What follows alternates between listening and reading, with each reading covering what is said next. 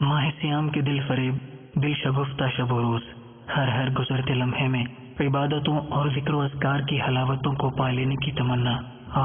جو خوشا لمحات گزر گئے، ماہ مبارک کا وہ دن جو ہم سے جدا ہو گیا، اے کاش انہی گزرے لمحوں میں ہونے والی نیکیاں پھر سے میسر آ جائیں تو کیا ہی بات ہے۔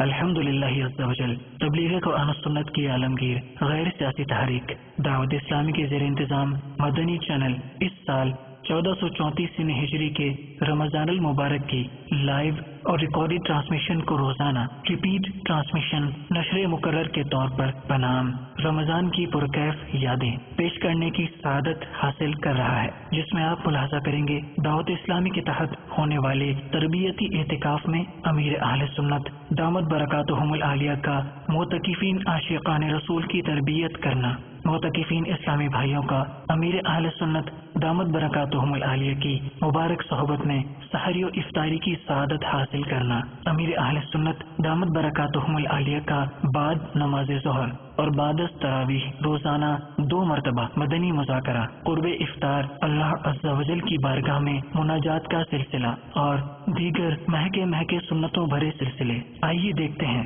رمضان کی پرکیف یادیں۔ الحمدللہ عز و جل دن 12 بجے حمد باری تعالی نعت رسول مقبول صلی اللہ تعالی علیہ وآلہ وسلم سے نشریات کا آغاز ہوا۔ اس کے بعد سلسلہ روحانی علاج اور استخارہ ہوا۔ آئیے اس کے مناظر دیکھتے ہیں۔ میرا نام سجاد قادری ہے۔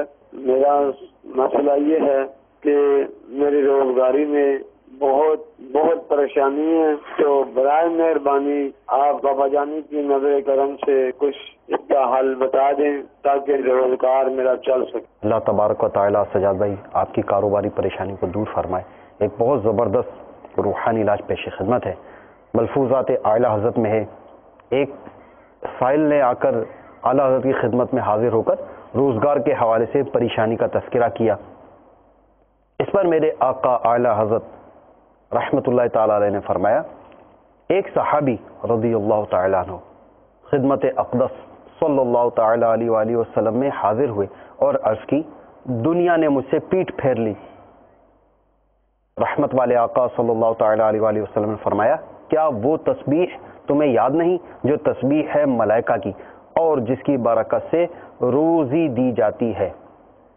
خلق دنیا آئے گی تیرے پاس ذلیل و خوار ہو کر، طلوع فجر کے ساتھ 100 بار کہہ لیا کر سبحان اللہ و بحمدہ، سبحان اللہ العظیم و بحمدہ، استغفر اللہ۔ سرکار دو عالم صلی اللہ تعالی علیہ وآلہ وسلم صحابی کو جو ورد عطا فرمایا دوبارہ سن لیجئے، سبحان اللہ و بحمدہ، سبحان اللہ العظیم و بحمدہ، استغفر اللہ۔ وہ صحابی یہ ورد لے کر روانہ ہو گئے۔ ان صحابی رضی اللہ تعالیٰ عنہ کو 7 دن گزرے تھے کہ خدمت اقدس میں حاضر ہو کر عرض کی، حضور صلی اللہ علیہ وسلم، دنیا میرے پاس اس کثرت سے آئی، میں حیران ہوں، کہاں اٹھاؤں کہاں رکھوں۔ یہ روایت سنانے کے بعد اعلیٰ حضرت نے اس سائل سے فرمایا، اس تصویر کا آپ بھی ورد رکھیے، حتی الامکان طلوع صبح صادق کے ساتھ ہو، ورنہ صبح سے پہلے جماعت قائم ہو جائے تو اس میں شریک ہو کر بعد کو عدد پورا کیجئے، اور جس دن قبل نماز بھی نہ ہو سکے تو خیر طلوع شمس سے پہلے یعنی سورج نکلنے سے پہلے عمل کر لیا جائے۔ میرا نام فیصل ہے، میری والدہ کا نام نصرت بیدی ہے جی۔ مجھے اپنا استخارہ کروانا ہے، تو 4 سال ہو گئے میری شادی کو، اولاد بھی نہیں ہے۔ فیصل بھائی، اس حوالے سے آپ کا استخارہ کیا تو استخارے میں بندش کا اشارہ آ رہا ہے۔ ہم دعا بھی کرتے ہیں کہ اللہ تبارک و تعالی آپ کی اس بندش کو دور فرمائے اور آپ کو نیک صالح عافیت کے ساتھ اولاد عطا فرمائے۔ فیصل بھائی، آپ اولاد کے حصول کے حوالے سے روحانی علاج سماعت فرما لیجیے۔ آپ کو چاہیے کہ آپ ہر جمعہ کو 10 مرتبہ یا بارئو پڑھ لیا کریں، انشاءاللہ عز و جل اس کی برکت سے اللہ تبارک و تعالی نیک اولاد نصیب کرے گا۔ پھر سلسلہ خوابوں کی تعبیریں پیش کیا گیا۔ خوابوں کی تعبیر یہ ہمارا سلسلہ ہے۔ خواب ایک پراسرار حقیقت ہے۔ اس سلسلے میں آپ کے خواب ہوتے ہیں اور ان کی تعبیریں ہوا کرتی ہیں۔ کئی خواب ایسے ہوتے ہیں کہ جن کی کوئی تعبیر ہی نہیں ہوتی ہے. مجھے خواب آیا تھا کہ میری امی مجھے خواب میں آئی اور میں کوئی مشکل میں ہوں تو مجھے سانپ نظر آئے, بہت بڑے بڑے سانپ تھے, تو میں ان کو نہ مار رہا ہوں. میری امی کہتی ہے ان کو مار دو, میں مار کے نا سانپوں کو نیچے پھینک رہا ہوں, میری امی ان کو نیچے اپنا پھینک رہی ہے. ایسے مجھے خواب آیا, بہت بڑے سانپ مجھے نظر آئے. سانپ جو خواب میں دیکھنا, اس کی بھی بہت ساری تعبیریں علماء اکرام نے کی ہیں. المختصر یہ کہ خواب میں سانپ دیکھنا یہ دشمن کی علامت ہوا کرتا ہے, اور اگر یہ دیکھے کہ وہ سانپ کو مار رہا ہے تو اس طرح یہ ہوگا کہ وہ دشمن کو مغلوب کرے گا, وہ خود غالب آ جائے گا. یہ اس کی تعبیر ہوا کرتی ہے. اور اگر اس نے, جیسے آپ نے فرمایا, آپ نے اڑتے ہوئے سانپ دیکھیں, بہت سارے سانپ, تو یہ بہت سارے دشمنوں کی طرف بھی نشاندہی ہوا کرتی ہے. لیکن اس میں یہ بھی ہے ساتھ میں کہ ان سے اس سے نقصان نہیں پہنچے گا. میرا سوال یہ تھا کہ میری وائف نے, بیوی نے مقصد خواب دیکھا رات نماز کے بعد کہ ہم نے کچھ دن پہلے ایک گائے لی ہے, بچہ دے رہی ہے, بچہ دیا ہے اس نے, بچے مادہ, تو وہ دیکھ رہی ہے خواب میں کہ وہ دعا مانگ رہی ہے, وہ بچہ دعا مانگ رہا ہے, تو اذان بھی دے رہا ہے. اس کے معاملہ میں پوچھنا تھا یہ تعبیر کیا ہو سکتی ہے؟ گائے کے حوالے سے علماء اکرام نے گائے یا بچڑا وغیرہ دیکھنے پر جو تعبیر بیان کی ہے کہ یہ گائے جو ہے اس میں اولاد کی طرف اشارہ ہے کہ اولاد ہوگی انشاءاللہ. بعد نماز ظہر تلاوت کلام پاک کو ہدیہ نعت کے بعد شیخ طریقت امیر اہل سنت حضرت علامہ مولانا ابو بلال محمد الیاس عطار قادری رضوی ضیائی دامت برکاتہم العالیہ کا عوام الناس کے لیے رشد و ہدایت پر مبنی مدنی ملفوظات سے سجا مدنی مذاکرہ ہوا. اس کے چند مناظر دیکھتے ہیں. حاضرین و ناظرین, جب کبھی داخل مسجد ہونے کی سعادت پائیں تو اعتکاف کی نیت ضرور کر لیا کریں. نیت دل کے ارادے کو کہتے ہیں. دل میں بھی نیت کر میں اعتکاف سے ہوں, آپ معتکف ہو گئے. یاد رکھیے مسجد میں کھانا پینا, سونا, سحری, افطار یہ سب جائز نہیں. اگر اعتکاف کی نیت کر لی تھی تو ضمناً جائز ہو جائیں گے. السلام علیکم ورحمۃ اللہ وبرکاتہ. وعلیکم السلام ورحمۃ اللہ وبرکاتہ. پیارا باپا جان منی نام واجہ کلندر بخش من اجارہ مجلس کا کارکن گاؤں منی ذمہ داری استے مدرسۃ المدینہ پاکستان سرا منی تعلق بلوچستان چستے منی سوال استے کہ کسے سید زادہ چے پات دبانے لوگ یا دفتر جھاڑو جنانے گندگی اور کچریانا چست کنانے چکانی سل صاف کنے گندگی صاف کرانے دشوئی شودانے سلے نالیانا صاف کرانے کے کارے واسطہ ملازم ایرکوت کنے. انہوں نے جو سوال کیا ہے, کیا کسی سید صاحب سے پاؤں دبوانے, گھر یا دفتر میں جھاڑو لگوانے, گند اور کچرا وغیرہ اٹھوانے, بچوں کی گندگیاں استنجا خانے دھلوانے, گندی نالیاں صاف کرانے کا کام پر ملازم رکھنا کیسا؟ اس کے حوالے سے مدنی پھول ارشاد فرما دیں. سادات کرام سے, سید زادوں سے اس طرح کے کام لینا ناجائز ہے, یہ ذلت کے کام ہے. اسی طرح کسی غیر مسلم کے پاس مسلمان بھی اس طرح کا کام نہیں کر سکتا کہ یہ بھی مسلمان کی ذلت ہے. اسی طرح خدمت گاری کے کام جیسے پاؤں دبانا وغیرہ یہ ہلکے اور گھٹیا قسم کے کام ہوتے ہیں. اس طرح کی نوکریاں تو یہ سادات کرام سے بھی نہ لی جائیں اس طرح کی خدمتیں, اور مسلمان جو ہے وہ غیر مسلم کے پاس بھی اس طرح کی نوکری نہیں کر سکتا. واللہ تعالی اعلم ورسولہ اعلم عز وجل وصلی اللہ تعالی علیہ وآلہ وسلم. صلو علی الحبیب صلی اللہ علیہ محمد. السلام علیکم ورحمۃ اللہ وبرکاتہ. وعلیکم السلام ورحمۃ اللہ وبرکاتہ. پیارے باپا جان کی بارگاہ میں عرض ہے کہ عمومی طور پہ دیکھا جاتا ہے کہ لوگوں کی زکوٰۃ جو ہے وہ رجب شعبان وغیرہ میں ڈیو ہو جاتی ہے, لیکن وہ رمضان کا انتظار کر کے رمضان میں زکوٰۃ ادا کرتے ہیں، تو کیا آیا ان کی جو زکوٰۃ جو رجب میں یا شوال میں یا ربیع النور شریف میں ڈیو ہوتی ہے اور وہ آگے رمضان میں زکوٰۃ دیتے ہیں، تو اس کا کوئی طریقہ یا کوئی حل ہو سکتا ہے کہ ایڈوانس اگر زکوٰۃ دے دی جائے، یا جو رمضان میں تھی تو کیا آیا وہ اتنے دنوں کو ضائع کر کے گناہگار ہو رہے ہیں؟ تو اس بارے میں اگر تفصیلاً بیان کیا جائے تو جزاک اللہ خیراً کثیرا فی الدارین۔ السلام علیکم ورحمۃ اللہ وبرکاتہ۔ وعلیکم السلام ورحمۃ اللہ وبرکاتہ۔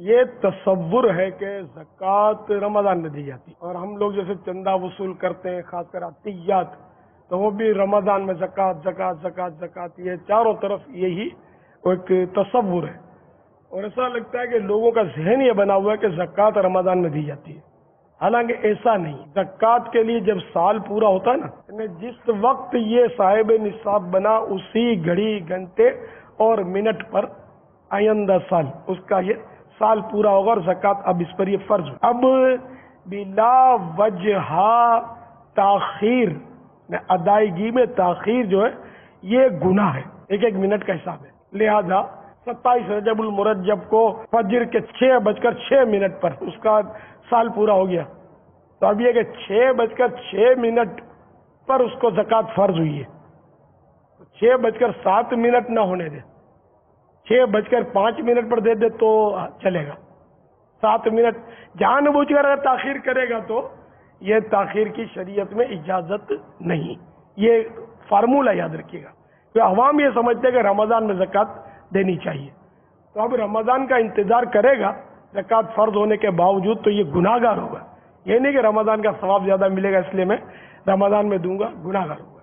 تو اس کا طریقہ سائل محترم وہ سمجھدار اور علم رکھنے والے لگ رہے تھے اور لوگوں کو سمجھانا چاہتے تھے، ان کو مبلغ ہونا چاہیے دعوت اسلامی کا، اور امامہ شریف بھی باندھنا چاہیے، اور نپا تولا سوال کر رہے تھے، ماشاء اللہ بارک اللہ۔ تو ایڈوانس میں دے دیا جائے، یہ انہوں نے سوال میں اشارہ تھا ان کا جو بالکل درست ہے کہ ایڈوانس میں زکوٰۃ دے سکتے ہیں۔ مثال کے طور پر آپ کو پتا ہے کہ مجھ پر زکوٰۃ رجب شریف میں فرض ہوتی ہے فلاں تاریخ کو، تو اب یہ رجب آئے اس سے پہلے جو رمضان آیا، مثال کے طور پر اب رجب آئے گا تو آپ پر زکوٰۃ فرض ہو جائے گی آپ کا نصاب کے حساب سے، تو اسی رمضان میں دے دیں، زکوٰۃ ایڈوانس میں دے سکتے ہیں، رمضان کے انتظار میں تاخیر نہیں ہو سکتی۔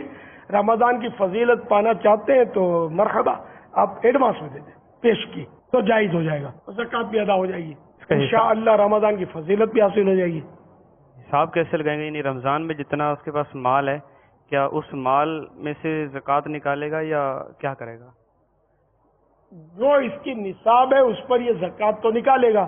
اب اگر بڑھ گیا اس پر مال، تو اب وہ پھر وہ رمضان کے بعد اگر بڑھا، کیونکہ اب اس کا سال تو پورا نہیں ہوا، اس بڑھے ہوئے مال پر پھر اس کو زکوٰۃ تو دینی ہوگی، وہ فرض تو اس پر ہونی ہے وہ اسی تاریخ پر۔ اب یہ کہ اب اس تاریخ کو اس وقت دے یا اس سے قبل دے دے، اس کو اختیار ہوگا۔ یہ جتنی بھی نکالی ہے اگر یہ اس کا حساب لگا لیتا ہے، مثال کے طور پر رجب میں اس کے پاس 3 لاکھ روپے آ گئے، اور رمضان میں اس نے دیکھا میرے پاس 4 لاکھ ہیں، تو اس نے 10,000 روپے اس کی تقریباً زکوٰۃ بنی، اس نے نکال دی۔ اب جب یہ دیکھا یہی جائے گا کہ رجب کی جس تاریخ کو اس پر زکوٰۃ فرض ہوئی ہے اس تاریخ کو اس کے پاس کتنے پیسے ہیں، تو اگر اس تاریخ کو اس کے پاس 3 لاکھ روپے ہیں تو گویا 7,500 تو اس کی زکوٰۃ ہو گئی، 2,500 اس کا اگلے سال کے لیے ایڈوانس ہو گیا، اور اگر مثال کے طور پر 5 لاکھ روپے ہیں تو پھر جو ہے وہ 10,000 تو اس کی زکوٰۃ ادا ہو چکی تھی، 2,500 اس کو اب دینی پڑے گی۔ ماشاءاللہ، واللہ تعالی اعلم ورسولہ اعلم عز وجل، وصلی اللہ تعالی علیہ وآلہ وسلم۔ صلو علی الحبیب مدنی مذاکرے کے بعد آپ نے ملاحظہ کیا سلسلہ روشن مستقبل۔ دعوت اسلامی نے دنیا بھر میں دھوم مچائی ہے، سارے جہاں میں عشق محمد کی خوشبو پھیلائی ہے، دین کا پیغام ہے یہ دنیا بھر کے نام ہے، دین کا پیغام ہے یہ دنیا بھر کے نام ہے۔ مدنی چینل کے ناظرین یقین جانیں مدنی منوں اور مدنی منیوں کی ریکارڈنگ کرنا بہت مشکل کام ہے. ہم کب سے ان کا انتظار کر رہے ہیں کہ اب آئیں گے. کھانے پینے کا بھی انتظام کیا ہوا ہے کہ مدنی منع آئیں گے, مدنی منیاں آئیں گی, لیکن کچھ پتہ نہیں چلا. ماشاء اللہ مرحبا. آئیے آرام سے چلیے چلیں بھائی, آئیے. مدنی منڈے بھاری ہیں بھائی. اے ماشاء اللہ. چلیں دارالمدینہ آ گیا. آرام سے جمپ. چلیں. مقبول جہاں بھر میں ہو دعوت اسلامی, مقبول جگہ بھر میں ہو دعوت اسلامی, صدقہ تجھے اے رب غفار مدینے کا. سلسلہ شروع ہوا نہیں ہے اور ابھی سے تھکن ہو گئی ہے ہمیں, لیکن سلسلہ بھی کرنا ہے, آپ کو دکھانا بھی ہے. آئیے پیارے پیارے مدنی منوں کی پیاری باتیں آپ کو سنائیں گے. صلو علی الحبیب صلی اللہ تعالی علیہ. مدنی چینل کے ناظرین کافی سارے بچے جو ہے جھولا جھول رہے ہیں, اور کچھ یہ بچے میرے ساتھ کھڑے ہوئے. آپ لوگ جھولا کیوں نہیں جھول رہے؟ آپ جھولا کیوں نہیں جھول رہی؟ آپ کیوں نہیں جھول رہے جی؟ جھولا جھولنا ہے. کس نے جھولا جھولنا ہے جلدی سے بتائیں. آ جاؤ, جو جھولا جھولے گا آ جائے. چلیں, گیٹ کون کھولے گا؟ گیٹ کھولیں. یہ اب پارک کے اندر داخل ہو گئے. چلیں, کون سا والا جھولا جھولنا ہے؟ یہ والا. آئیے, آ جائیں. السلام علیکم. کیسے ہیں مدنی منو؟ ٹھیک ہوں. مزہ آ رہا ہے؟ آپ لوگ کافی دیر سے جھولا جھول رہے ہیں. یہ بھائی کو جھلا دیں. اس پہ اوپر چڑھنا کس کو آتا ہے؟ جلدی سے چڑھنا ہے, مقابلہ ہوتا ہے. چلیں رکیں, کون اوپر چڑھے گا؟ رکیں, نیچے اتریں. کون اوپر چڑھے گا؟ چڑھ لیں گے آپ لوگ اوپر؟ چلیں, میں 3 تلک گنتی گنوں گا, پھر چڑھنا ہے. 1 2 3. جلدی. کون چڑھ رہا ہے اوپر؟ اچھا, اتنی جلدی کیسے چڑھ گئے؟ دارالمدینہ میں مزہ آتا ہے آپ کو؟ یہ کون سے بال کٹوائے آپ نے؟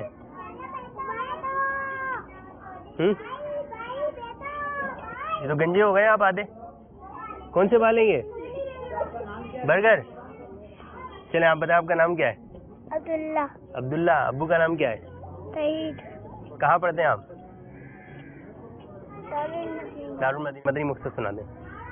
ہمارا مدنی مقصد ہے مجھے اپنی آساد دنیا کے لوگ کی کوشش کرنی انشاءاللہ عز و جل. جس کی سب سے زیادہ تیز آواز آئے گی اس کو دیا جائے گا 1 کیلا. الصلاۃ والسلام علیک یا رسول اللہ. کس کی تیز آواز آ رہی ہے؟ زرینہ کی آ رہی ہے, تو زرینہ کو مل جائے گا. نور والا آیا ہے, نور لے کر آیا ہے, سارے عالم میں یہ دیکھو کیسا نور چھایا ہے. الصلاۃ والسلام علیکہ یا رسول اللہ, الصلاۃ والسلام علیکہ یا حبیب اللہ. جب تلکتے چاند تارے دل ملاتے جائیں گے, تب تلک جشن ولادت ہم مناتے جائیں گے. اس کے بعد شیخ طریقت امیر اہل سنت دامت برکاتہم العالیہ کے ہمراہ سسکیوں اور ہچکیوں کے ساتھ اللہ عز و جل کو راضی کرنے کی صحیح سلسلہ مناجات افطار کا انعقاد ہوا. پیارے اور میٹھے اسلامی بھائیوں اور مدنی چینل کے ناظرین, جیسے جیسے ماہ رمضان کے روزے گزرتے جاتے ہیں ویسے ویسے ہمارے کئی افعال اور اعمال میں کمی بھی محسوس کی جاتی ہے. شروع میں فجر میں بڑی سبک رفتاری کے ساتھ فوراً مسجد کا راستہ لیا جاتا ہے. مغرب کے بعد افطار کے بعد بھی فوراً مسجد کا راستہ لیا جاتا ہے. پھر آہستہ آہستہ آہستہ آہستہ جماعت سے نماز پڑھنے والوں میں کمی آنا شروع ہو جاتی ہے. یہ مشاہدہ لاکھوں مسلمانوں کا جو مسجد میں نماز با جماعت ادا کرتے ہیں، شاید ان کا ہوتا ہو تو کوئی تعجب نہیں ہے۔ نبی پاک صلی اللہ تعالی علیہ وآلہ وسلم نے ارشاد فرمایا، با جماعت نماز ادا کرنا تنہا نماز پڑھنے سے 27 درجے افضل ہے۔ رسول اکرم صلی اللہ تعالی علیہ وآلہ وسلم نے ارشاد فرمایا، مرد جماعت کے ساتھ نماز ادا کرنا اس کے اپنے گھر اور بازار میں نماز ادا کرنے سے 25 درجے افضل ہے۔ جب وہ اچھے طریقے سے وضو کرتا ہے، پھر مسجد کی طرف نکلتا ہے اور اس کی نیت صرف نماز کی ہوتی ہے، تو اس کے ہر قدم پر اللہ تعالی اس کا ایک درجہ بلند فرماتا ہے اور اس کی ایک خطا کو معاف فرماتا ہے۔ جس نے کامل وضو کیا اور کسی فرض نماز کی ادائیگی کے لیے چلا اور نماز با جماعت ادا کی تو اس کے گناہ معاف کر دیے جائیں گے۔ جو اللہ کی رضا کے لیے 40 روز با جماعت تکبیر اولیٰ کے ساتھ نماز پڑھے گا، اس کے لیے 2 آزادیاں لکھی جائیں گی، ایک جہنم سے، دوسری نفاق سے۔ بے شک فجر اور عشاء کی نمازیں منافقین پر سب سے زیادہ بھاری ہیں۔ اگر جانتے کہ ان نمازوں میں کیا ہے تو ان نمازوں میں ضرور حاضر ہوتے، اگرچہ گھسیٹتے ہوئے آتے۔ اگر تم اپنے گھر میں نماز پڑھو گے جیسے اس نماز سے پیچھے رہنے والے شخص نے اپنے گھر میں نماز ادا کی، تو بے شک تم نے اپنے نبی کی سنت کو چھوڑ دیا، اور اگر تم اپنے نبی کی سنت کو چھوڑ دو گے تو گمراہ ہو جاؤ گے۔ اللہ تعالیٰ با جماعت نماز پڑھنے والوں سے خوش ہوتا ہے۔ سبحان اللہ۔ رسول اکرم صلی اللہ تعالی علیہ وسلم نے ہمیں جو ہدایت والے طریقے سکھائے، ان میں سے ایک یہ بھی ہے کہ جس مسجد میں اذان ہوتی ہے نماز وہیں ادا کی جائے۔ اے مدنی چینل کے ناظرین اور پیارے پیارے اسلامی بھائیوں، جماعت سے نماز پڑھنے کی پوری کوشش کریں۔ گھر میں ہی نماز پڑھ لینا یہ درست نہیں ہے۔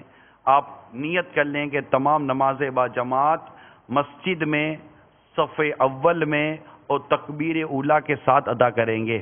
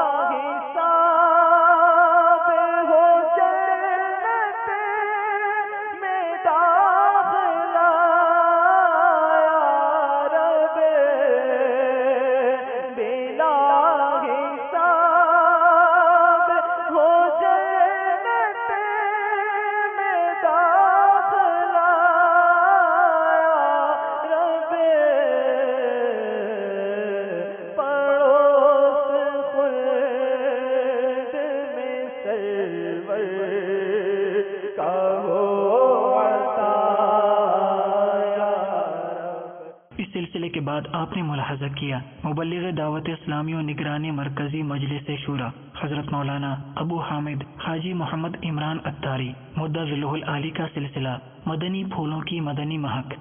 نیت المومن خیر من عملہ، مسلمان کی جو نیت ہوتی ہے نا وہ اس کے عمل سے بہتر ہوتی ہے.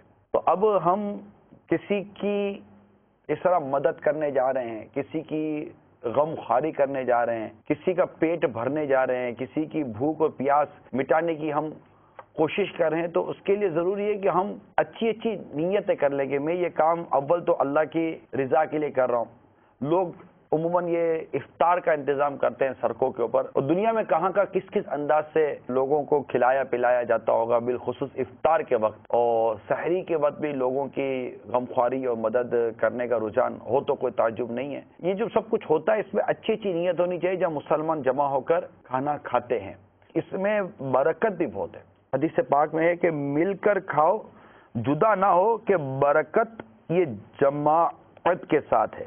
گھر میں کوئی اچھا سا کھانا پکا ہے اور کھانا پک کر آپ نے اپنے کسی پڑوسی کے گھر میں بھجوا دیا، یا والدین کے گھر پہ بھجوا دیا، بھائی کے گھر پہ بھجوا دیا، بہن کے گھر پہ بھجوا دیا، عزیز رشتہ داروں کے گھر پہ بھجوا دیا، تو جب آپ کی وہ چیز کسی کے گھر میں جائے گی تو ظاہر ہے کہ وہ اس کو برا تو نہیں لگے گا نا کہ لے اٹھا کر اس نے کھانا بھیج دیا، اور وہ ناراض ہو جائے گا اور فون کر کے کہے گا بے شرم ہو گئے ہو، تم کو سمجھ نہیں آتی، ہم کو کھانا بھیج دیا. کبھی بھی ایسا نہیں ہوگا. یعنی آپ جب کسی کے ساتھ اس طرح کا انداز اختیار کریں گے تو اس کے دل میں جگہ بنے گی، بلکہ اس کے گھر میں خوشی داخل ہوگی کہ ماشاءاللہ ہمارے پڑوسی کتنے اچھے ہیں، یا میرا بھائی کتنا اچھا ہے، میری بہن کتنی اچھی ہے. سرکار مدینہ صلی اللہ تعالی علیہ وآلہ وسلم نے ارشاد فرمایا جس نے مسلمانوں کے کسی گھر میں خوشی داخل کی اللہ عز و جل اس کے لیے جنت سے کم کسی ثواب پر راضی نہ ہوگا. جن کو اللہ تعالیٰ نے وسعت دی ہے، کھاتے پیتے لوگ ہوتے ہیں اور ہیں کھاتے پیتے لوگ، ایسا نہیں کہ کوئی مطلب نہیں ہوتے، تو پلیز کچھ اپنا ہاتھ کھولیں اور غریبوں کی، ناداروں کی، مسکینوں کی زکوٰۃ کے علاوہ مدد کریں. زکوٰۃ تو آپ نے دینی ہے، زکوٰۃ تو فرض ہے، نہیں دیں گے تو کہاں جائیں گے. اللہ نہ کرے اگر بغیر زکوٰۃ دیے مر گیا، اللہ ناراض ہوا، اس کے حبیب روٹ گئے، قیامت کے دن مرنے کے بعد جو اس کا عذاب ہے الامان والحفیظ. وہ ایک فرض ہے زکوٰۃ، تو وہ تو دینی ہے. لیکن اس کے علاوہ نفلی صدقات وغیرہ کے حوالے سے، کیونکہ یہ بھی نفلی صدقات ہے، گھر میں بھی دیں، گھر میں کھلانا، گھر میں پلانا، گھر والوں پر خرچ کرنا، اس کی بھی ایک اپنی برکت، اس کی اپنی بہار ہے. صرف ایسا نہیں کہ باہر ہی صرف معاملہ رہتا ہے. جی سرکار مدینہ صلی اللہ تعالی علیہ وآلہ وسلم نے ارشاد فرمایا جب کوئی شخص ثواب کی نیت سے اپنے اہل خانہ پر خرچ کرتا ہے تو وہ اس کے لیے صدقہ ہوتا ہے. ایک اور حدیث سنیے کہ سرکار مدینہ صلی اللہ تعالی علیہ وآلہ وسلم نے ارشاد فرمایا جو پاک دامنی چاہتے ہوئے اپنے آپ پر کچھ خرچ کرے تو یہ اس کے لیے صدقہ، اور جو اپنی بیوی بچوں اور گھر والوں پر خرچ کرے تو یہ بھی صدقہ ہے. جب تک تم میں سے کسی کا دسترخوان بچھا رہتا ہے اتنی دیر تک فرشتے اس پر درود بھیجتے رہتے ہیں. اب یہ دیکھیں، یہ حدیثیں جو میں نے آپ کو بیان کی ہیں ان میں اچھی نیتیں کریں. سب سے پہلی نیت ہوتی ہے اخلاص. کسی بھی طرح بھی غمخواری کر رہے ہیں، ان کی دل جوئی کر رہے ہیں، ان کا دل خوش کر رہے ہیں، آپ افطار دے رہے ہیں، آپ کسی کو سحری دے رہے ہیں، کپڑے عموماً لوگ نکالتے ہیں، لیکن دیکھیے اس میں بھی غور کیجئے کہ ایسی چیز دیں جو مناسب ہو. بالکل مطلب گھٹیا قسم کی چیزیں دینے کے معاملے میں بھی آپ 100 دفعہ غور کر لیجئے. اللہ تعالیٰ نے دیا ہے، دل بڑا رکھیں، وہ دل میں، ذہن میں، قلب میں وسعت پیدا کریں، دیں، اللہ تعالیٰ عطا کرے گا، دیں، اللہ تعالیٰ عطا کرے گا. انشاءاللہ تعالیٰ آپ کا کہیں بھی نہیں جائے گا، کچھ نہیں گھٹے گا، بلکہ آپ کے رزق میں، آپ کے مال میں، آپ کی عمر میں برکت ہوگی، بری موت سے بچنے کی صورت پیدا ہوگی. تو اپنے پاک مال سے، ویسے حرام مال سے توبہ کر لیجئے. اگر آپ رشوت کے ذریعے، سود کے ذریعے، جھوٹ کے ذریعے، ملاوٹ کے ذریعے، دیگر گناہوں کے ذریعے اگر آپ کا ذرائع آمدنی آپ کما کر گھر میں لاتے ہیں، پلیز ایک آپس میں بیٹھ کر کوئی خوبصورت سا مدنی مشورہ کر کے اس حرام روزی سے جان چھڑائیں. حرام روزی سے نہ گھر آباد ہوتا ہے، نہ گھر میں برکت ملتی ہے، نہ کھانے میں برکت ملتی ہے. لڑائی جھگڑے، نہ اتفاقیاں، آپ کے گھر میں اگر نہ اتفاقی ہے، دسترخوان پہ بھی لڑ رہے ہو، نہیں کرو یار، کیوں نہ اتفاقی ہے؟ اس کا سبب کوئی ذرائع آمدنی ہو کہ ہمارے گھر میں جو مال آ رہا ہے وہ مال حرام کا ہے. ہمارے آپس سے محبت، پیار، اتفاق یا ہمارے گھر میں کوئی گناہ ہو رہے ہیں، اس پر غور کر لیجیے نا. ہو سکتا ہے اس سے محبت آپ کے دل میں، آپ کے گھر میں، آپ کے گھرانے میں آ جائے اور گھر امن کا گہوارہ بن جائے. اسی طرح جو اللہ کی راہ میں خرچ کر رہے ہیں پاک مال سے کریں، پاک مال سے کریں، حلال کمائی سے کریں، ثواب ملے نا.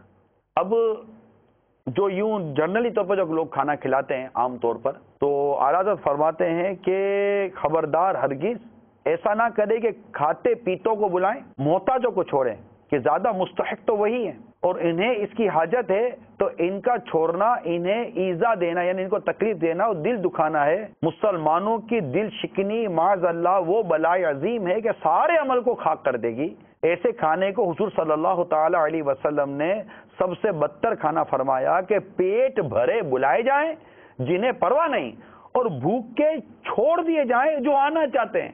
سیٹ صاحب آئیے، سیٹ صاحب، جی سیٹ صاحب آئیے، ارے جگہ دو سیٹ صاحب، ارے نہیں آپ بھی آئیے، اوے تو باہر ہے، چل باہر ہے.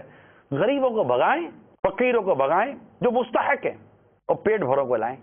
میں نہیں کہتا ان کو بھی ذلیل کریں، نہیں، کسی کو بھی ذلیل نہ کریں نا. ہر ایک کو اس کے مقام و مرتبے کے مطابق عزت دیجئے، مقام دیجئے، اور ثواب کے لیے کر رہے ہیں، اللہ کی رضا کے لیے کھانا کھلا رہے ہیں، اس انداز سے کھانا کھلائیں کہ سب کو خوشی ہو. بلکہ آگے اعلیٰ حضرت امام اہل سنت نے جو کچھ ارشاد فرمایا، غور کیجئے کہ فقراء کے آئیں، جو عمومی طور پر جو عام طور پر لوگ جو کھلاتے پلاتے ہیں ثواب کی نیت سے عام طور پر لنگر وغیرہ بھی کرتے ہیں، کہ فقراء کے آئیں، ان کی مدارت اور خاطرداری میں پوری کوشش کریں. یعنی ان کی وہ کہتے ہیں نا کہ وہ خاطر و مدارت، آئیے ارے آئیے بیٹھیے، ارے آپ بھی بیٹھیے، عزت وقار کے ساتھ فقراء کو بلائیے، بٹھائیے.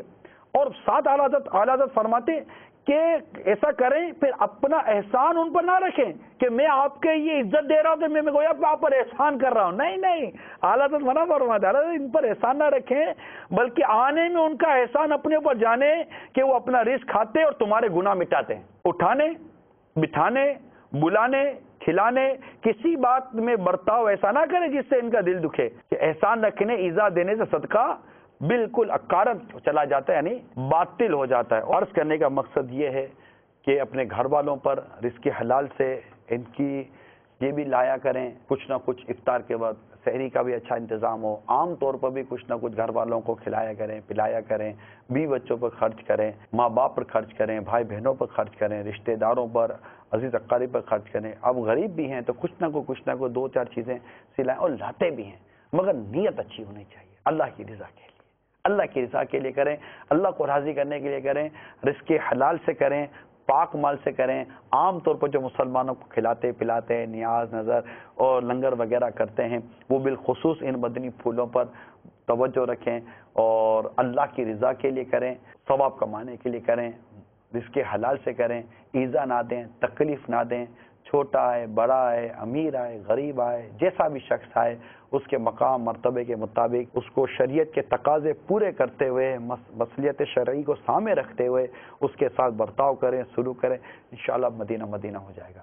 میرا نام احمد مشتبہ ہے، میرا تعلق کراچی سے ہے. آپ سے مجھے ایک بات شیئر کرنی ہے کہ اپنے کام سے کام رکھنا کیا یہ غلط ہے؟ بعض لوگ اس کو نیگیٹو لیتے ہیں، جبکہ اس دور میں اگر کسی کو لفٹ بھی دے تو آپ کی گاڑی، موبائل سب لوٹ لیے جاتے ہیں. اس دور میں اپنی سیفٹی کے لیے اگر کوئی اپنے کام سے کام رکھے تو کیا حرج ہے؟ اگر میں غلط ہوں تو مجھے سمجھا دیں. اپنے کام سے کام رکھے کوئی حرج نہیں ہے. باپا بار بار ایک شعر کہتے ہیں کہ جینے کی خواہش ہے تو کچھ پہچان پیدا کر. یہ بات درست ہے، آپ نے بہت اچھی بات کی ہے کہ اگر اس طرح اگر ہم راہ چلتے ہوئے لوگوں کو لفٹ دیں گے اور یہ پیچھے بیٹھے گا، پیچھے بیٹھ کر ہم ہی کو اتارے گا، بولے گا اب جائے ادھر سے، اور جو کچھ جیب میں وہ بھی لے کر چلا جائے گا، گاڑی لے کر چلا جائے گا، موٹر سائیکل لے کر چلا جائے گا. حالات درست نہیں ہیں. اور اپنے کام سے کام رکھنا بھی چاہیے، بلا وجہ کسی کے معاملے مداخلت نہیں کرنی چاہیے. لیکن وہ جو غم خواری کا اور لوگوں کے حال احوال کے حوالے سے جو ایک شریعت کے مطابق جو ایک معلومات ہوتی ہے رشتہ داروں کے خاندان کے حوالے سے پڑوسیوں کے حوالے سے ان کی قسمہ پرسی کے حوالے سے بعض اوقات پتہ چل جاتا ہے.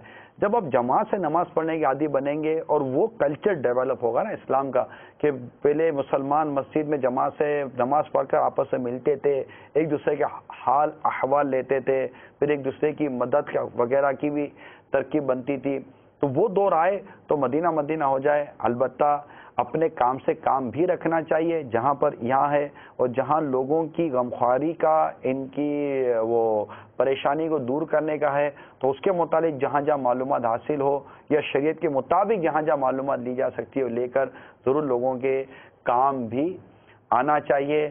اور البتہ تجسس میں نہیں پڑھنا چاہیے, کسی کی عیبوں کی ٹو میں نہیں پڑھنا چاہیے کہ یہ قرآن کا حکم ہے لا تجسسوا, اور تجسس نہ کرو, کسی کے عیب نہ ٹٹولو, اس میں ضرور اپنے آپ کو بچانا چاہیے. پھر آپ نے ملاحظہ کیا شیخ طریقت امیر اہل سنت حضرت علامہ مولانا ابو بلال محمد الیاس عطار قادری رضوی ضیائی دامت برکاتہم العالیہ کا علم و حکمت سے مزین مدنی مذاکرہ. غیبت کے خلاف جنگ, نہ غیبت کریں گے نہ غیبت سنیں گے, محبتوں کے چور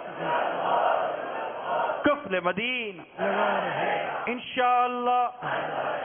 وہ اپنے آپ نے قفل مدینہ کا بھی نعرہ لگوایا, تو وہ یوم قفل مدینہ سمجھتے ہیں یہ کب سے شروع ہو رہا پتہ ہے؟ معلوم ہے ہر مدنی ماہ کی پہلی پیر شریف یوم قفل مدینہ جو دعوت اسلامی کے اسلامی بھائی ہیں اسلامی بہنیں ہیں ان میں ایک تعداد ہے جو مناتی ہے. اس میں یہ کہ کل غروب آفتاب سے لے کر یوم قفل مدینہ شروع ہو رہا ہے. اس میں آپ کو پڑھنا ہے خاموش شہزادہ. اب یہاں معتکفین میں تو اس کے پڑھنے کی ترکیب اگر ممکن ہو تو رسالہ پڑھ کر سنا دیا جائے تو بہت اس کے فوائد بہت ہیں. سننے نہیں دے گا شیطان, بوریت دلائے گا, کھلے آسمان کے نیچے بیچ دیتا ہے بہت سو کو, لوٹ اندر میں رہا ہوگا اور وہ بیچارے وہاں جمع ہو جاتے ہیں. وہ یہ ہوتا ہے کہ اپنے اپنے نصیب ہوتے ہیں. جو نصیب والے ہوتے ہیں بعض تو پہلی صف پہ ہی بیچارے چپک کے بیٹھ جاتے ہیں کہ ہم کو بس لوٹ کے ہی جانا ہے یہاں سے, تو ہم کو بھی اللہ جذبہ عطا فرمائے. تو انشاءاللہ عز و جل آپ کو یعنی یوم قفل مدینہ کے سلسلے میں عالمی مدنی مرکز فیضان مدینہ میں اور جہاں جہاں اعتکاف ہو رہا ہے وہاں یہ چاہیے کہ خاموش شہزادہ اس کو پڑھیں تو پھر آپ کو پتہ چلے گا زبان کی کیا اہمیت ہے اور زبان کی کتنی ہلاکت خیزیاں بھی ہوتی ہیں. تو اس کو ضرور پڑھیے اور خاموشی کی عادت بنائیے. اس میں یہ کرنا ہے کہ ضرورت کی بات جہاں تک ممکن ہو وہ لکھ کر یا اشارے سے کر لیں. جو سامنے والا بھی اگر اس چیز کو سمجھتا ہے تو اسی میں ترکیب بنتی ہے, عوام سے نہیں بنتی. عام طور پہ یہ کر لیں, کچھ اشارے سے گفتگو کر لیں. اور فضول باتوں سے تو ہمیشہ بچنا ہے, گناہوں بھری باتوں سے بھی ہمیشہ بچنا ہے. تو فضول باتیں عموماً ہو جاتی ہیں ہم سے, اگرچہ فضول بات میں گناہ نہیں ملتا لیکن فضول کرتے کرتے پھر گناہوں بھری باتیں بعض اوقات شروع ہو جاتی ہیں. تو اس لیے ہم شروع سے ہی فضول بات کا ہی رستہ بند کر دیں تاکہ گناہوں بھری باتوں میں نہ پہنچے. الحمدللہ رمضان المبارک سے پہلے ہی میں نے ماہ قفل مدینہ شروع کر دیا ہے. آپ بولیں گے یہ بولتا ہی چلا جاتا ہے, بولتا میں نے قفل مدینہ لگایا. تو کام کی بات, ضرورت کی بات بولنا یہ قفل مدینہ کے خلاف نہیں ہے, بلکہ یہ جو میں نیکی کی دعوت دے رہا ہوں یہ چپ رہنے سے افضل کام ہے. یہ بھی ذہن میں رہے, نیکی کی دعوت دینا یہ خاموشی سے افضل ہے. ویسے الحمدللہ میں حتی الامکان لکھ کر اور اشاروں سے باتیں کر رہا ہوں. اب ظاہر ہے میری اپنی جو اندر میری دنیا بس دیوار کے پیچھے اندر, یہاں تو بیٹھتا ہوں آپ کے ساتھ, اندر چلا جاتا ہوں تو وہاں جو اندر ہوتے ہیں ان کے ساتھ حتی الامکان میرا قفل مدینہ الحمدللہ ٹائٹ لگا رہتا ہے. اللہ کی رحمت, اللہ کی رحمت, اللہ کی رحمت. تو یہ ترغیب کے لیے آپ کے عرض کیا میں نے. اس کی برکتیں, اس کے فوائد میرا دل جانتا ہے. بہت فوائد ہے, بہت برکت, بڑا سکون قلب آپ کو ملے گا, بڑی رقت, سوز, گداز آپ پائیں گے, رونا بھی آئے گا, سب کچھ ہوگا. آپ لگا کے تو دیکھیں قفل مدینہ ٹائٹ لگا کے دیکھیں. مگر اس میں سائیڈ ایفیکٹ بازوں کا نہیں ہوتا ہے کہ کفل مدینہ لگانے والے کو غصہ آتا ہے، انہیں کوئی اشارہ نہیں سمجھتا، یا لکھنے میں ظاہر دیر بہت لگتی ہے، سستی ہوتی ہے، تو تھوڑا سا لکھتا ہے آدمی اور جی چاہتا ہے میں بس تھوڑا لکھوں، اگلا پورا سمجھ جائے، میرا مقصد تو یہ ہوتا نہیں ہے، وہ پورا کیسے سمجھے گا؟ تو یوں کبھی انہیں غصے کا حملہ ہو جاتا ہے، اس میں کوشش کر کے اپنے آپ کو کنٹرول کرنا ہے اور غصے کا اظہار نہیں ہونے دینا۔ اب غصہ آ گیا اور غصے کا اظہار نہیں بلکہ پی لیا غصہ، تو کوئی گھونٹ اس سے بہتر گھونٹ نہیں ہے کہ جو غصے کا گھونٹ پی لے۔ حدیث شریف میں یہ مضمون بھی ہے، تو غصے پر کنٹرول کرنا یہ بھی کار ثواب ہے۔ عوام بولتے ہیں غصہ حرام ہے، یہ غلط ہے، غصہ حرام نہیں ہے۔ اب غصے کی وجہ سے اگر وہ گناہ کیا تو یہ گناہ حرام ہے۔ ویسے غصہ آ گیا یہ حرام کس سے ہوا؟ غصہ کس کو نہیں آتا؟ ایک دن کے بچے کو بھی آتا ہے، کبھی دیکھا ہی نہیں آپ نے، میں دکھاتا ہوں، جب بچہ کر کے وہ بس بے قابو کا روئے نا تو یہ بھی بات ہوگا علامت ہے کہ غصہ آ گیا، اس کو دودھ پینا ہے، ایک کچھ کر نہیں سکتا رونے کے سوا، تو رو کر اپنے غصے کا اظہار کرتا ہے، احتجاج کرتا ہے۔ تھوڑا بڑا ہوتا تو پھر بچہ جب غصے میں آتا تو ہاتھ کا کھلونا ٹھا کر کے پھینک دیتا ہے۔ دیکھے ہوں گے آپ نے تماشے، اور کیا کر سکتا ہے بیچارہ؟ کبھی مارتا بھی ہے بچہ، مارتا تو میٹھا لگتا ہے، غصے میں مارتا ہے تو غصہ ہر عمر میں آتا ہے، لیکن عموماً بڑھاپے میں زیادہ آتا ہے۔ تو اب غصے میں بعض اوقات دل آزاری سامنے والے کی ہو جاتی ہے، اس میں یہ کوشش کیا کریں کہ خدا نہ خواستہ دل آزاری ہو جائے تو توبہ بھی کریں اور فوراً اس سے معافی بھی مانگیں، اس کو راضی کر لیں۔ مگر بچنا ہی ہے دل آزاری سے، ہو گئی تو صحیح معنی میں قفل مدینہ آپ لگائیں۔ تو ہے کوئی ماہ قفل مدینہ میں میرا ساتھ دینے والا؟ یہ ہاتھ اٹھا لیا، کیسے ہوگا یار، اتنے ہزاروں نے ہاتھ اٹھا لیا۔ اچھا اب نے واقعی کون لگایا ماہ قفل مدینہ؟ صرف وہی ہاتھ اٹھائے۔ آپ کو یقین کیوں نہیں آتا؟ نہیں، دو چار ہاتھ کم ہو رہے ہیں، جتنا ہو سکے کوشش، ٹھیک ہے؟ باپا بصیر پور والے بھی بعض ہاتھ کھڑا کر رہے ہیں، ہب چوکی والے بھی بعض ہاتھ کھڑا کر رہے ہیں۔ جی جی ماشاءاللہ، ہب چوکی والے بھی ماہ قفل مدینہ منائیں گے، سبحان اللہ، مرحبا۔ بصیر پور ہے، ماشاءاللہ۔ چلو یہ بھی اپنی تحریک کے رکن ہو گئے۔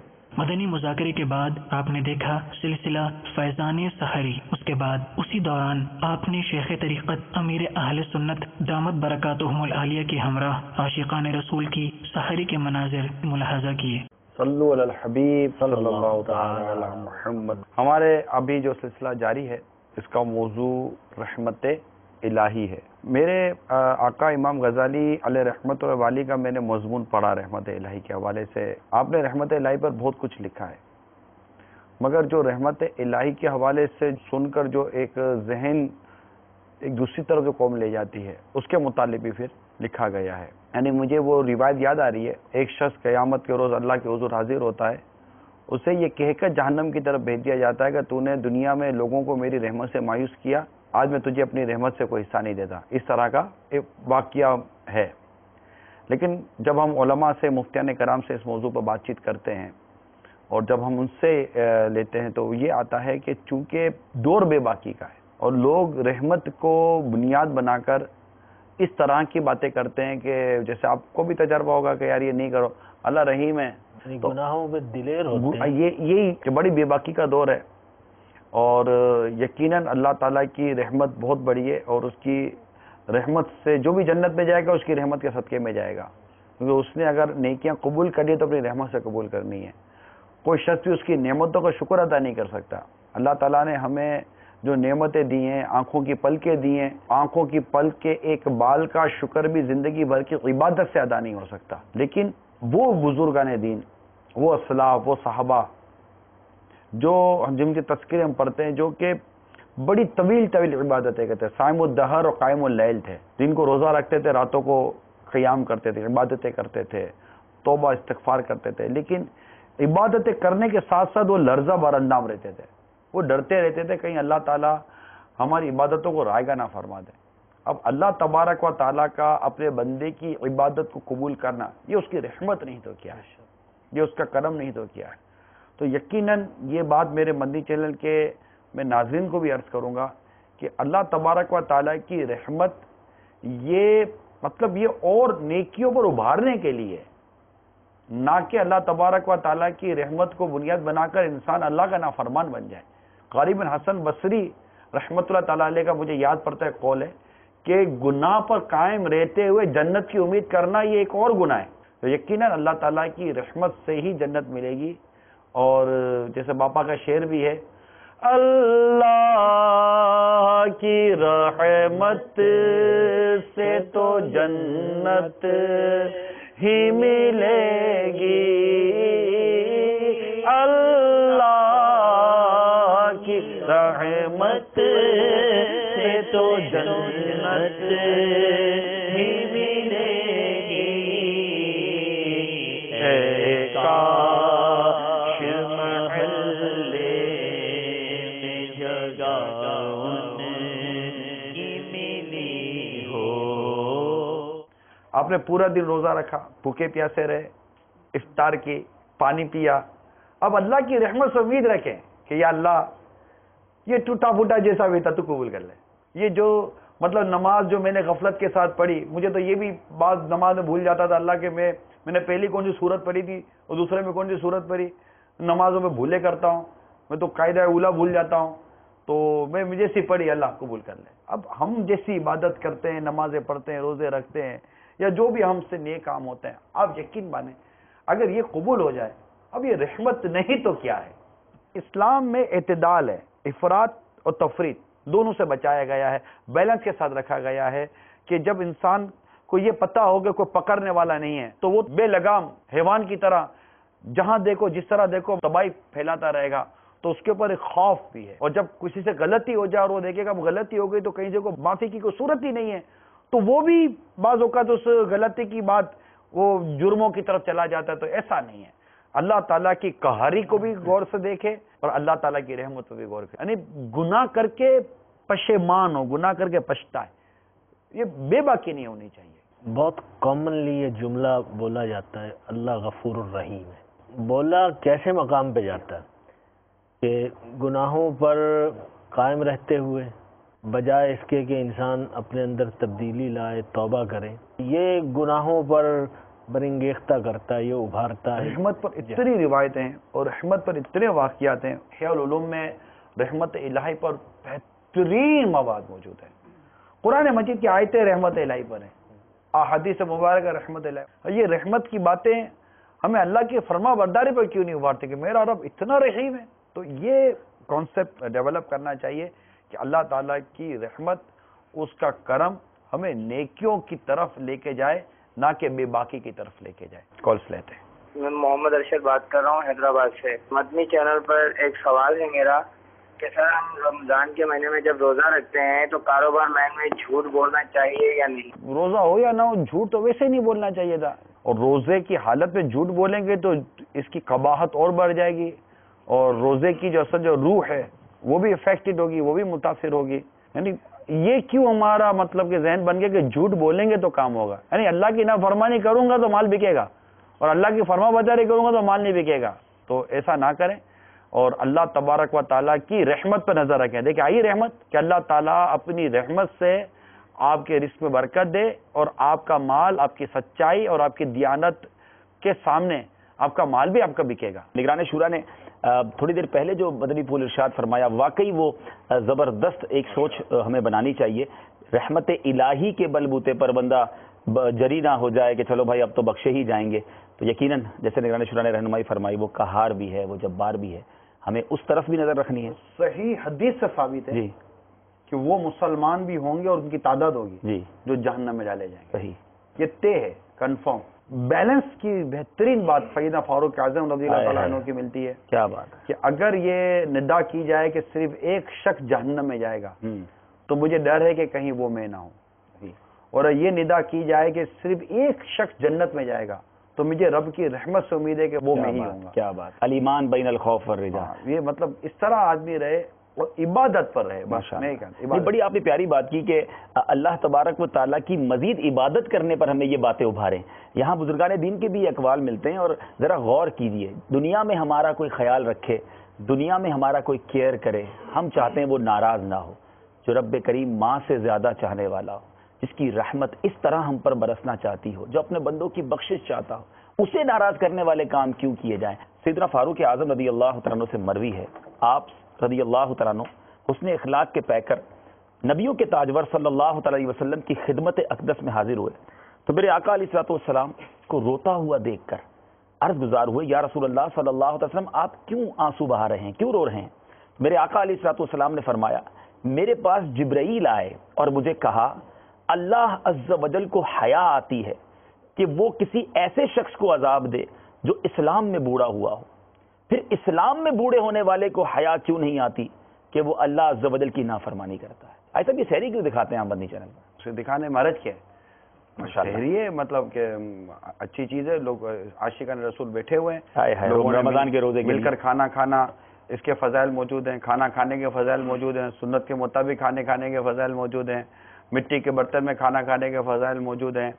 پھر سیدھی بات یہ جیسا امیر سنت مدنی مذاکرے نے فرمایا کہ ہمارے ناظرین میں لاکھوں وہ ہیں جو امیر سنت سے محبت کرتے ہیں، جو دعوت اسلامی سے وابستہ ہیں، وہ اس چیز کو دیکھنا چاہتے ہیں، وہ ہمارے بہت بیسٹ ویورز ہیں ہمارے اور ایکسکلوزیو ویورز ہیں ہمارے۔ ایک تو مجھے یاد ہے لاسٹ ٹائم ایک آدھ دفعہ یہ اسی طرح کے سلسلے میں کچھ ہوا ہوگا کہ نہیں دکھائی ہوگی، آگے مطلب کہ کورس کے باپا کی سیری کیوں نہیں دکھائی؟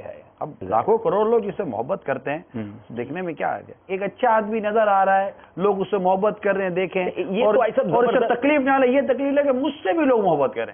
السلام علیکم ورحمۃ اللہ۔ میں جہاں پر کام کرتا ہوں وہاں پر میری کیلکولیشن ہے اس کے حساب سے 60 to 70% لوگ روزہ نہیں رکھتے۔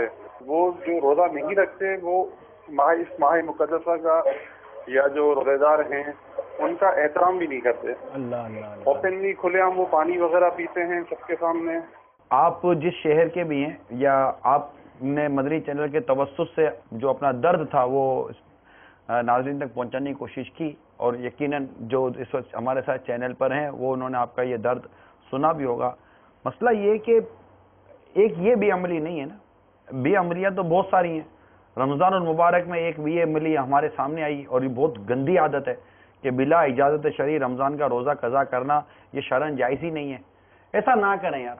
پھر پیش کیا گیا رمضان المبارک کی مناسبت سے عربی اور اردو زبان میں سلسلہ فیضان رمضان۔ كل مسلم في شهر رمضان أول هدف المغفرة والعتق من النار، أن يغفر الله له ويعتقنا من النار، هذا الهدف الأول.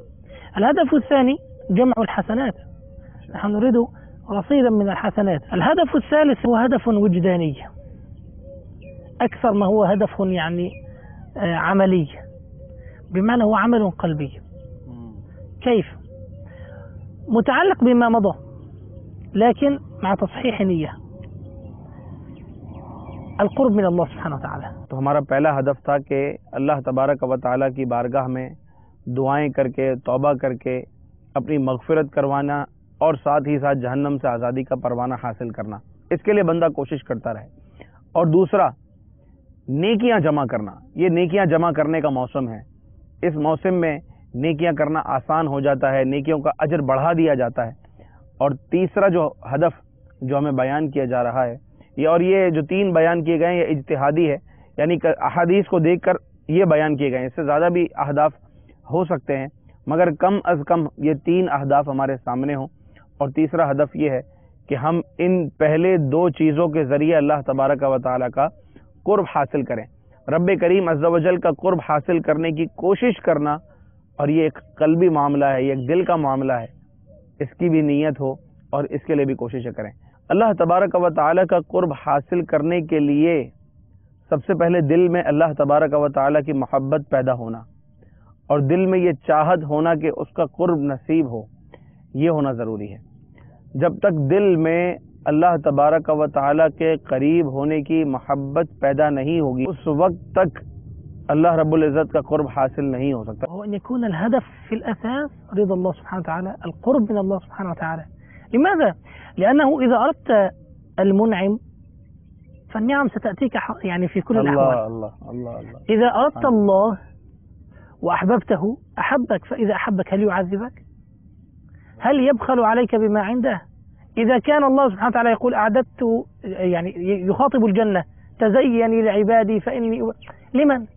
لعبادي، لمن أرادوه. لمن أحبوه لله سبحانه وتعالى. هنالك حديث وإن كان فيه ضعف لكن جميل جدا: يا عبادي إني أحبكم فأحبوني. الله الله. إني أحبكم فأحبوني. هذا حديث آخر في نفس المعنى: في كل يوم يستأذن البحر يستأذن الله سبحانه وتعالى كما ورد هكذا أن يطغى على ابن آدم ويغرق البشر. لماذا؟ يقول: يا رب إنهم عصوك، إنهم فجروا، إنهم فعلوا، إنهم كذا، فدعني أغرقهم. فيقول: لا، دعوهم. تأتي السماء فتقول: يا رب دعني أطبق على ابن آدم فقد فجروا وكفروا وعصوا طبعا أنا أذكر معنى الحديث لكي لا يكون ضبطا يعني، لكن معنى الحديث هذا الذي ورد: دعني أطبق فإنهم فجروا وفعلوا. فيقول: لا. الأرض تستأذن الله: يا رب دعني أنشق فأبتلعهم لأنهم عصوا وفجروا وكفروا وهو. فيناديهم ربنا سبحانه وتعالى: أأنتم خلقتموه؟ الله. فيقولون: لا يا رب سبحانك. فيقول: دعوهم فإنكم لو خلقتموهم لرحمتموهم.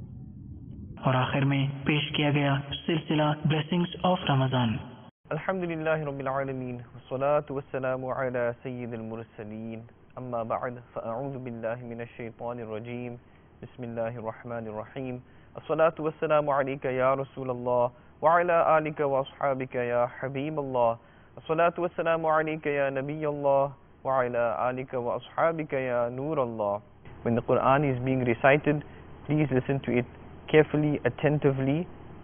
Inshallah Azza wa Jal, you will gain its reward. أُحِلَّ لَكُمْ لَيْلَةَ الصِّيَامِ الرَّفَثُ إِلَى نِسَائِكُمْ.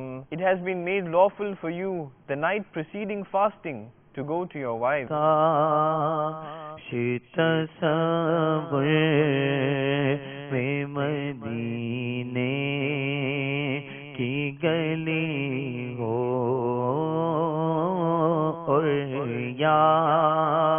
दे मोहम्मद की मेरे दिल में बसी हो. Zaid के बच्चे दाल दाल कच्चे, and then they add that after बच्चे दाल दाल कच्चे. So he is now frustrated, he is angry, and the one who is saying that he is enjoying. Then these kids will get encouraged. It still can be molded, but maybe through, heavy and expensive process. They are jolly in their nature and putting that much burden in the nisi jaan, us par itna bada saman. That culture of understanding, they can say whatever they want to say and do whatever they want to do. These kinds of things, boldness and confidence, the level of the confidence that the child builds, he or she does not care who is sitting in front of him. Very severely, and they were upset. The best thing a father can teach his child is good manners. So that is the best time when they are little, to mold them with good values. So when they grow up to be responsible, practical Muslims, pious Muslims, so they can contribute positively in their society and their community as well. That is the actual contribution which the parents can make and should make. And that is to bring them up properly, give them the best education. And you mean to say that putting them in good schools? We're not talking about expensive education. They must know their religion. They can make distinctive contribution. There's nothing best than becoming an alim-e-deen. I've given that to my children. As I mentioned in one of the silsilas before, people act as they are the Rabb of their families or of their children, as if Allah subhanahu wa ta'ala has taken the responsibility of sustenance back. Sadaqatun jariyatun wa ilmun naf. Father still gets the sawab. A very huge responsibility, not just for education, but also to bring up their little ones, their children, with good values, good models. Am I allowed to give gift to my baji? Oh. Baji is actually female teacher. As in some cultures they say appa. Appa is also, like in South Africa we say appa. Any of their personal things. People think bribery is only when the policeman stops you from your motorbike or from your car and he says, shows your license. Maybe they brought one banana, one apple, some kebab, some whatever. Well, that's what we're discussing now. That's the question. Owner of that food is the child. In fact, the mothers will say, you must eat. That they want to give women equal rights, like part of the misconceptions that are out there, another huge misconception. What is in Quran Kareem, what is in Ahadith Mubarakah, that is final. They are same today, they will be same tomorrow. Women had no rights. They were treated like animals. Islam gave them rights, respect, recognition. In fact, Islam favored women more than men. The man has to look after his family, spend that money. He has to look after his parents, spend that money. If they are younger brothers and sisters, he must look after them, spend his money. Recently, as maybe 100 and 150 years ago, some European countries were still debating whether the woman is a human being, whether the woman has a soul even, and therefore they have so many difficulties, so many problems which are increasing. مرحبا صد مرحبا پھر آ گیا رمضان ہے مرحبا صد مرحبا پھر آ گیا رمضان ہے کھل اٹھے مرجھائے دل فیضان رمضان ہے یہ فیضان رمضان فیضان رمضان ہے یہ فیضان رمضان فیضان رمضان ہے یہ فیضان رمضان فیضان رمضان ہے یہ فیضان رمضان